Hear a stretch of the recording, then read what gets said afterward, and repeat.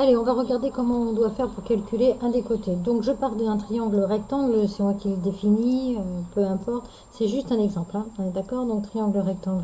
Il est rectangle en B puisque j'ai mon angle droit. Et puis, tiens, je vais considérer cet angle-là et je vais dire qu'il fait, je sais pas moi, 68 degrés.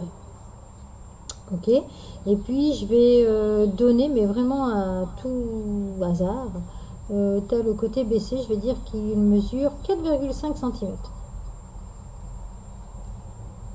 Ok? Alors, déjà, je fais un état des lieux. Avant de partir, je fais un état des lieux. Évidemment, c'est un triangle rectangle. La première idée qui va vous venir, c'est de faire Pythagore. Or, je ne peux pas faire Pythagore avec un angle et un côté. Non. Là, je mets en rouge l'hypoténuse, pour être sûr de ne pas me tromper. L'hypoténuse est le côté qui est en face de l'angle droit. Ok? Donc, là, j'ai tout mis. Ok? Maintenant, je fais l'état des lieux et je l'écris. Donc, je suis dans quoi? Je suis dans un triangle ABC, qui est rectangle en B. On connaît quoi? Alors, on connaît, on a, c'est la même chose. On a, eh bien, on a l'angle BAC qui mesure 68 degrés. J'ai le côté BC qui fait 4,5 cm. Et ça, c'est le côté opposé à l'angle A. Vous avez vu, tout de suite, je l'écris. Et on va dire que l'on cherche cette valeur-là. D'accord? Donc, voilà ce qu'on connaît. On cherche. Eh bien, on cherche le côté AC. Quel est ce côté AC?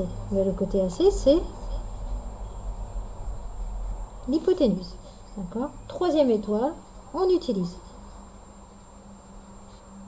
Alors, on utilise. Là, obligatoirement, c'est de la trigo puisque j'ai un angle. Donc, je m'écris mes formules au-dessus. Alors, attendez. J'aimerais que tout soit... Ok. Alors, Casotoa. Donc, cosinus, sinus,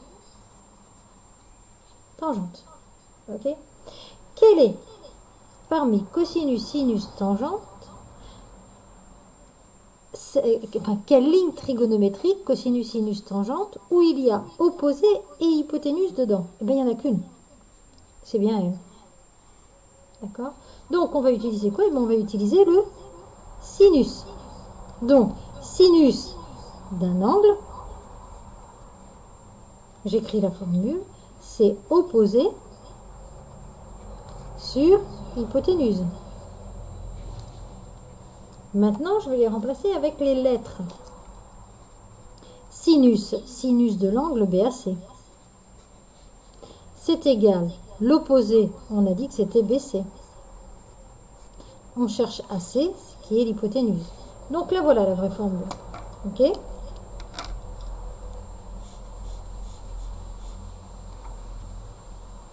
Une fois que j'ai écrit la formule, j'y mets les nombres que je connais. Sinus de 68 degrés, c'est 5 pour BC sur AC. Ok? Moi, je cherche AC. Quand j'ai sinus 68, c'est comme si j'avais sinus 68 sur 1. Pour trouver AC, je vais faire un produit en croix. On est d'accord? Donc, AC, je l'obtiens en faisant 1 fois 5.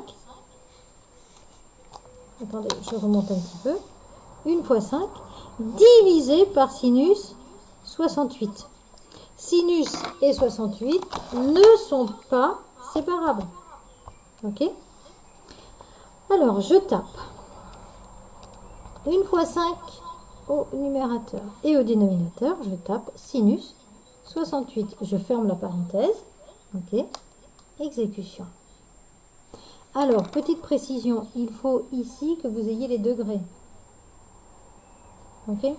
Alors, eh bien, AC, c'est à peu près égal à 5,4 si j'arrondis au dixième.